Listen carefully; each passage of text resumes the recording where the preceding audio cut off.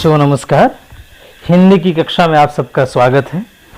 चलिए अब द्विगु समास को समझते हैं। सेम वही है, द्विगु समास में दो पद हैं। इसमें पहला वाला जो पद होता है वो संख्या होता है, यानी कि नंबर्स में आपको मिलेगा।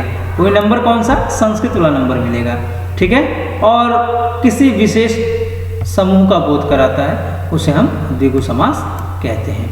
अब यहाँ पर हमने बताया कि द्विगु समास में पहला पद संख्या होना कंपलसरी है। तो पहला पद जब संख्या मिलेगा तो आपको समस्त पद जो मिलेगा उसमें ये वाले वर्ड लिखे रहेंगे, और आपको जब विग्रह करना रहेगा तो ये वाला करेंगे, विग्रह समय। ये विग्रह के टाइम इस्तेमाल होगा, याद रखिएगा।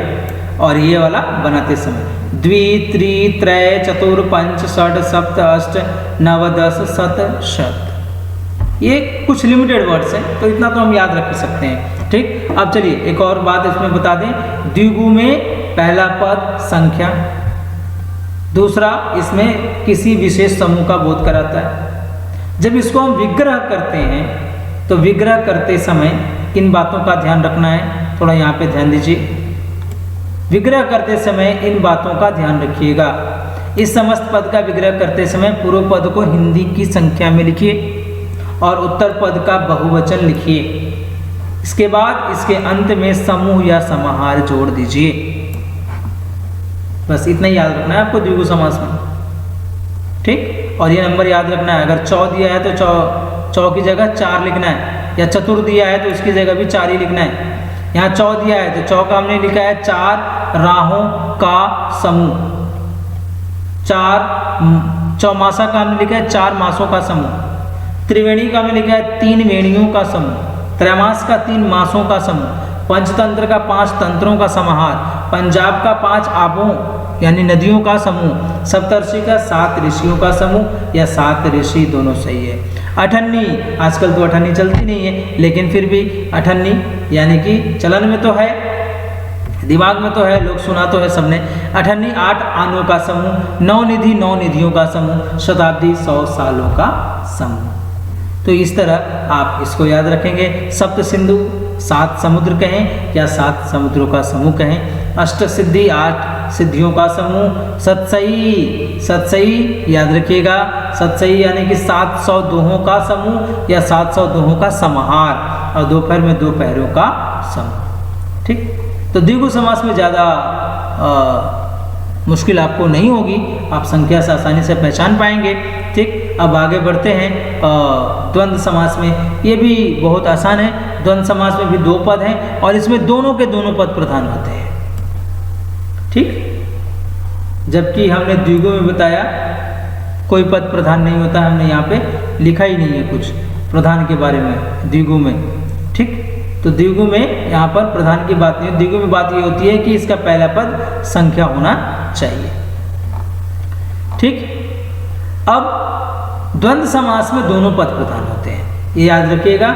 ये दोनों समास, द्वंद्व का मतलब 2 होता है, ठीक, और 2 से अधिक शब्दों या वस्तुओं का जो जोड़ है वो द्वंद्व कहलाता है। तो द्वंद्व समास आपस में निर्देशक चिन्ह से जुड़े होते हैं। ये जो वर्ड है ये निर्देशक कहिए, योजक कहिए, उनसे ये जुड़े होते हैं, ठीक। और इनको जब विग्रह करते हैं तो आप बीच में और लगा दीजिए। इसके अलावा और क्या क्या लगा सकते हैं? और लगा सकते हैं या, अथवा, तथा, यानी कि इसमें जो वर्ड होते हैं द्वंद्व समास में, या तो एक दूसरे के अपोजिट होंगे, सुख और दुख, या तो एक दूसरे के अपोजिट होने के साथ साथ दोनों समान वर्ग के होंगे। रुपया पैसा समान वर्ग, सेम वर्ग के होंगे दोनों, ठीक। तो दोनों जब हम बात करेंगे द्वंद्व की, तो विग्रह करते समय आप सब में और लगा दीजिए या तथा लगा दीजिए, अगर कुछ भी याद नहीं आ रहा है। अगर आपको याद है, समझ में आ रहा है, तो थोड़ा सा एक चीज का ध्यान रखिएगा कि यदि आपसे पूछा गया हल्का भारी, तो कंडीशन है ना, वहां पर कंडीशन है, तो समास के में जब विग्रह करेंगे तो और तो नहीं लगा सकते, या लगाना पड़ेगा। अब या की जगह कोई बच्चा ये कहता है कि नहीं मैं तो अथवा लगाऊंगा, तो लगाइए अथवा, दोनों का मीनिंग एक है, या लगाइए या फिर अथवा लगाइए। तो कंडीशन जहां पर होगा वहां पर थोड़ा सा आपको ध्यान रखना है, चेक करना है कि क्या है। अगर समान वर्ग है तो और लगा दीजिए, एक दूसरे का विलोम है तो और लगा दीजिए। अब वो वहाँ पे कंडीशन वाली बात हो गई तो वहाँ पर या लगा दीजिए, अथवा लगा दीजिए, कोई दिक्कत नहीं है। तीनों तरीके से वो सही हो जाएगा। या लगाइए, अथवा लगाइए और लगाइए। ध्यान रखिएगा, या और अथवा जब आप लगाओगे तो कंडीशन वाला में लगाना। अगर आपको नहीं समझ में आ रहा है तो आप और लगा दीजिए, बिल्कुल सही हो जाएगा। अब यहाँ पर लिखने वाली बात ही नहीं है, यहाँ पर तो एमसीक्यू वाली बात है। तो एमसीक्यू वाली बात में तो आपको ये तीनों चीज़ों का ध्यान रखना पड़ेगा। ठीक है, एमसीक्यू अगर दिया है तो तीनों चीज़ों का ध्यान रखना पड़ेगा। और सबसे अच्छा तरीका है, समास अगर पहचाननी है आपको तो आप उसका पहले विग्रह जानिए। बिना विग्रह जाने आप समास के भेद न करें, नहीं तो गड़बड़ होने की संभावना रहती है। ठीक है, आगे बढ़ें। चलिए, यहाँ पर उदाहरण हमने लिख रखे हैं आपके लिए द्वंद्व समास के। सब में इसकी पहचान एक तो ये है कि निर्देशक चिन्ह जुड़ा होगा, ठीक, और दूसरा ये होगा कि उसका विग्रह करते समय और, तथा, या, अथवा लगा होगा। ठीक, इसका स्क्रीनशॉट आप ले लीजिए ताकि आप इसको एग्ज़ाम के टाइम में याद कर सकें, थोड़ा समय मिले तो उसको रिवाइज कर सकें। ठीक, ये कुछ अभ्यास हैं आपके लिए। वीडियो को थोड़ा सा आप आगे पीछे करके ध्यान से देखेंगे तो आपको हर चीज़ें क्लियर हो जाएंगी। मैंने इसमें हर चीज़ आपको धीरे धीरे भी बता रहा हूँ। मैंने एक बार क्विक रिवीजन भी आपको दिया था। चलिए, ले लिया आपने। चलिए आगे बढ़ते हैं। अब अव्ययी भाव समास की बात करते हैं। अव्ययी भाव समास फटाफट बताएंगे थोड़ा हम आपको। अव्ययी भाव समास इसलिए कि अव्यय पहला पद होना चाहिए। इसमें दिया है पहला पद अव्यय होना चाहिए और अर्थ प्रधान होना चाहिए, यानी जो अव्यय वर्ड है उसका अपना एक अर्थ होना चाहिए। वही अव्ययी भाव समास है। यहाँ कौन सा पद प्रधान होता है नहीं पूछा गया है, नहीं दिया गया है।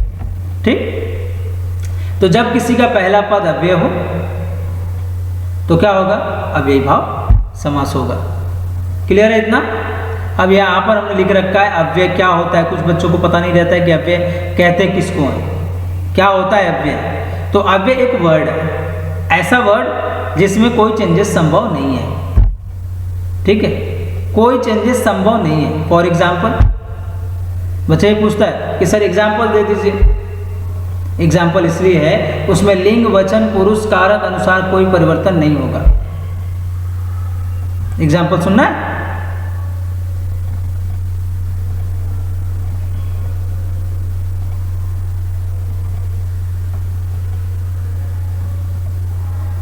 हाँ, अव्यय की बात करते थे। अब एग्जाम्पल में अव्यय के समान मेरे घर के सामने क्या है? एक पेड़ है। ठीक, मैं घर की तरफ जा रहा हूं, की तरफ, यह भी अव्यय है। जब आप क्रिया विशेषण की बात करते हैं तो घोड़ा तेज दौड़ता है। ठीक, यहां पर तेज भी अव्यय में आ सकता है। तो जो चीज किसी में चाहे पुल्लिंग हो चाहे स्त्रीलिंग हो सेम लिखा जाए तो अव्यय में आता है। हाँ, बात करते हैं अव्ययी भाव समास, यानी कि पहला पद अव्यय है। सिंपल है, कुछ सिंपल अव्यय आपके सामने मैं रख रहा हूं। पहले की यथा है, यथाशक्ति। यथा का अर्थ क्या होता है? के अनुसार। तो इसलिए इसका विग्रह जब हमने किया तो लिखा है शक्ति के अनुसार। यहाँ पर नोट में ध्यान रखिएगा कि जब किसी शब्द का पहला पद अव्यय हो पूरा शब्द अव्यय बन जाता है। और अव्ययी भाव समास में जो पद होते हैं वो क्रिया विशेषण अव्यय होते हैं। ठीक, इस समास का जब विग्रह करेंगे तो शुरुआत में उत्तर पद से करते हैं। शुरुआत में उत्तर पद से करते हैं। ये उत्तर पद है शक्ति, उत्तर पद लिख दिया। और यथा का जो मीनिंग है वो लिखते हैं। इसलिए हमने यहाँ पे लिखा है कि आप उत्तर पद से शुरू करिए उसका विग्रह, और अंत में पूर्व पद को नहीं लिखिए बल्कि उसके अर्थ को लिख दीजिए। तो हमने अर्थ लिखा है ना यहाँ पर, शक्ति यथा का के अनुसार। और अंत में एक्स्ट्रा और जोड़िए बोल रहे हैं। क्या जोड़ना है? यही जोड़ना है। ठीक है, के अनुसार, के बिना, तक, भर, के सामने, पल भर के, में, हुआ, हो सके, सहित आदि का प्रयोग आपको करना है। इस समस्त पद का जब अव्ययी भाव समास का जो दिया हुआ है, इस समस्त पद के विग्रह की शुरुआत उत्तर पद से करिए और अंत में पूर्व पद को नहीं बल्कि उसके अर्थ को लिखिए। और अर्थ को लिखने के बाद अधिकतर उसके अंत में क्या वर्ड इस्तेमाल होता है? के अनुसार, के बिना, तक, भर, के सामने, पल, भर, के, में, हुआ, हो सके, सही, ये सारे वर्ड इस्तेमाल होते हैं। ठीक, इसका उदाहरण हमने आपके लिए लिख रखे हैं, इसका भी स्क्रीनशॉट आप ले लीजिए ताकि आप इसका अभ्यास कर सकें। आजीवन हमने दूसरे पद से कहा था शुरू करो, इसका जो दूसरा पद जीवन, जीवन भर, आजन्म, जन्म भर, आमरण, मरण तक या मरने तक, आसमुद्र, समुद्र पर्यंत या समुद्र तक, आरक्षण यानी कि रक्षित किया हुआ, आपूर्ण, भरा हुआ, आ जानू, जानू मतलब घुटना होता है, तो जानू तक, घुटनों तक, प्रतिदिन, हर दिन, प्रतिमास, हर मास, प्रतिक्षण, हर क्षण, प्रतिपल, हर पल, प्रतिवर्ष, हर वर्ष, प्रत्येक, एक एक। ठीक, उसी तरह आगे बढ़ते हैं। प्रत्यक्ष, आंखों के सामने, परोक्ष, आंखों के पीछे, भरसक, पूरी शक्ति से, भरपेट, पेट भरकर, भरपूर, पूरा भरा हुआ, बेखटके, बेशक, बेसुध, बेमतलब, बेवजह। इसको आगे पीछे आप कर सकते हैं, कोई शुद्ध के बिना लिख सकता है, कोई बिना शुद्ध के लिखता है, दोनों सही है। ठीक, चलिए इसका स्क्रीनशॉट ले लीजिए। हो गया, आगे बढ़ते हैं। अब इसके आगे हमने कुछ और वर्ड आपके लिए लिख रखे हैं अव्ययी भाव समास के ही। थोड़ा सा ये डिफरेंट वर्ड इसलिए लिखा है क्योंकि आजकल ये एग्जाम में पूछा जा रहा है। रातों रात एक ही वर्ड का रिपीटेशन है इसमें, रात ही रात में, दिनों दिन, दिन ही दिन में, कानों कान, कान ही कान में, हाथों हाथ, हाथ ही हाथ में, बीचों बीच, बीच ही बीच में, सच सच, बिल्कुल सच। एक वर्ड का 2 बार रिपीटेशन अव्ययी भाव समास कहलाता है। साभार, आभार सहित, आपूर्ण, भरा हुआ, ये वर्ड को बच्चों याद रखिएगा, इसका स्क्रीनशॉट आप ले लें। ठीक, अनुक्रम, क्रमानुसार, अनुरूप, रूपानुसार, अनजाने, बिना जाने, द्वार द्वार, हर एक द्वार, सादर, आदर सहित। अब यहाँ थोड़ा देखिएगा, निसंदेह, संदेह, बिना, संदेह के बिना या संदेह रहित, यथामति, मति के अनुसार, यथा विधि, विधि के अनुसार, यथा शीघ्र, जितना शीघ्र हो सके, यथोचित, जो उचित हो सके।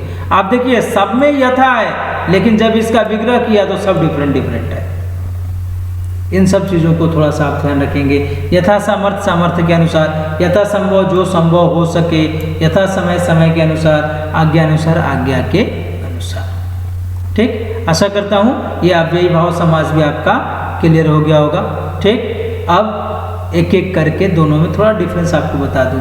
क्विक रिवीजन, समास के 6 भेद। पहला भेद तत्पुरुष, तत्पुरुष में उत्तर पद प्रधान होता है, और उत्तर पद जब प्रधान होता है तो उसका जब विग्रह करेंगे तो बीच में हम कारक चिन्ह लगाते हैं। क्विक रिवीजन दे रहा हूँ बच्चों, ध्यान रखिएगा, ध्यान से सुनिए। समास संक्षिप्त करने की विधि, 2 पदों का मेल, समस्त पद 2 पदों को एक साथ जोड़कर लिखना, समास विग्रह उनमें अलग करके विभक्ति चिन्हों का प्रयोग करना। समास के 6 भेद, तत्पुरुष, बहुव्रीहि, अव्ययी, द्वंद्व, कर्मधारय, द्विगु। ठीक, द्विगु के इसके बाद इसमें दिया तत्पुरुष के उपभेद, 2 उपभेद, द्विगु, कर्मधारय।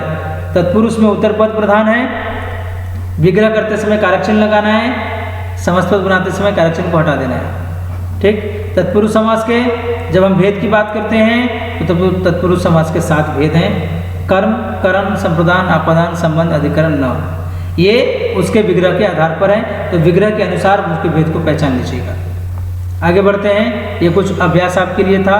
कर्मधारय की बात करते हैं। कर्मधारय में उत्तर पद प्रधान होता है, इसमें विशेषण विशेष्य होता है, इसमें उपमान उपमेय होता है। उपमान वो होता है, वह वस्तु उपमान कहलाता है जो बहुत ही अनोखा, सबसे अलग, बहुत इंपॉर्टेंट हो। नेक्स्ट, बहुव्रीहि में बताया था, इसमें न पहला न दूसरा कोई तीसरा पद ही इसमें प्रधान होता है, और इसमें अधिकतर ईश्वर के नाम लिखे जाते हैं, और इसके विग्रह में जिसका, जिसकी, जो, वाला, वाली अंत में लगाई जाती है। ध्यान रखिएगा इसका। इस बार आपको चेक करना है तो एक बार चेक कर सकते हैं बहुव्रीहि। ठीक, आगे बढ़ते हैं। द्विगु समास में बता दिया, संख्या है, पहला पद संख्या है। ठीक, इसका विग्रह करते समय है तो जो पद है उसमें जो दिया हुआ है जैसे नौ और रत्न है, तो नौ मतलब तो संख्या आपने 9 लिख दिया, और रत्न दूसरा पद हो गया, तो इसका बहुवचन आपको लिखना है, और एंड में का समूह आपको जोड़ना है या फिर का समाहार जोड़ना है। नेक्स्ट है द्वंद्व समास। द्वंद्व समास में दोनों पद प्रधान होते हैं, याद रखिएगा। आपसे ये बार बार पूछा जाएगा कि किस समास में दोनों पद प्रधान होते हैं, तो द्वंद्व समास में दोनों पद प्रधान होते हैं। या और अथवा लगाने के लिए कंडीशन का ध्यान रखना है। अगर कोई एक मतलब दो चीज़ है तो कोई अगर एक ही चीज़ हो सकती है, हल्का भारी है, ठीक है, रात दिन है, हाँ, राजा रंक है, तो कोई एक चीज़ अगर कंडीशन वाला हो तो वहाँ पे या लगा सकते हैं, अथवा लगा सकते हैं, ठीक है। अगर ये दोनों आप भूल गए तो और सब जगह लगा सकते हैं। और अगर MCQ है तो MCQ में थोड़ा सा आपको ध्यान लगा के करना है। चलिए, द्वंद्व भी आपने पढ़ लिया। अब अव्ययी भाव की बात करते हैं। अव्ययी भाव ने बताया कि इसमें पहला पद अव्यय होना चाहिए और यही इसकी पहचान है। अव्यय में कुछ कुछ वर्ड हैं, यथा है, आ है, ठीक है, भर है, ये सब कुछ वर्ड हैं जो अधिकतर इससे बनते हैं, तो आप याद रख सकते हैं। हमने यहाँ पे बात किया कि अव्यय, अगर अव्ययी भाव समास है उसका विग्रह करना है तो विग्रह की शुरुआत उत्तर पद से करिए, ठीक है। और करने के बाद जो पूर्व पद था उसका अर्थ लिख दीजिए। लिखने के बाद उसके अंत में अधिकतर हम इन सारे शब्दों को जोड़ते हैं जो यहाँ पर आपको दिख रहा है, ठीक है। ये दिख रहा है सारा वर्ड, ये सब हम जोड़ते हैं। चलिए, ये उदाहरण था आपके लिए। अब आगे दोनों में अंतर, ये वाला जो वर्ड दिया था इसको जरूर याद कर लीजिएगा, ठीक। अब आगे क्या है, कंपैरिजन करते हैं कर्मधारय और बहुव्रीहि में। यानी एक वर्ड में क्या दो समास हो सकते हैं? बिल्कुल हो सकते हैं। एग्जाम में आपको अगर इस तरह पूछा गया एक वर्ड देखिए बताइए कौन सा समास है, तो उसमें ध्यान रखना उसका विग्रह करके समझिएगा। अगर आपको देगा तो ऐसा वर्ड देगा जो एक ही में आएगा, ठीक है। जैसे पीत के समान, अंबर कर्मधारय है, और इसी को हमने बताया अंबर है, पीत है अंबर जिसका, तो इसका हमने क्या बना दिया, पीत है अंबर जिसका हमने लिख दिया उसको, अर्थात श्री कृष्ण, ठीक। नीलकंठ, नीला है कंठ जिसका, और उसका जब बहुव्रीहि बनाना था तो हमने लिखा नीला है कंठ जिसका, ठीक। तो इस तरह आप उदाहरण बहुव्रीहि और कर्मधारय में अंतर को आप समझ पाएंगे। कमल नयन, कमल नयन, महावीर, ये सारे वर्ड जो है आपको डिफरेंस आसानी से इसमें समझ में आ जाएगा। सेम कंडीशन द्विगु और बहुव्रीहि का भी है। द्विगु और बहुव्रीहि में कंडीशन ये है बच्चों कि अगर आपने संख्या के आधार पर यानी का समूह या का समाहार लगा दिया तो ये आपका बन जाएगा द्विगु, और अगर आपने 8 है अध्याय जिसके जिसका लगा दिया तो बन गया बहुव्रीहि। अब इसी पर डिफरेंट करता है कि आप उसका विग्रह कैसे लिखते हैं।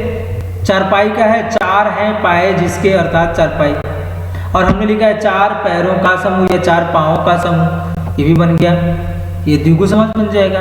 त्रिफला का 3 है फल जिसमें, या फिर 3 फलों का समाहार। अगर आप 3 फलों का समाहार लिखेंगे तो द्विगु में चला जाएगा, और इसका लिखेंगे 3 है फल जिसमें तो चला जाएगा आपका किसमें, त्रिफला, बहुव्रीहि में। चलिए, तो आशा करता हूँ कि ये वाला समझ में आ गया होगा आपको दोनों में अंतर। और आज का पाठ यहीं तक, बहुत बहुत धन्यवाद। आशा करता हूँ कि आपको वीडियो पसंद आई होगी और आपने समास को अच्छे से सीखा होगा। अपना ध्यान रखिए, एग्जाम की तैयारी करते रहिए, और इस वीडियो को लाइक और शेयर भी अवश्य करें। आपका बहुत बहुत धन्यवाद।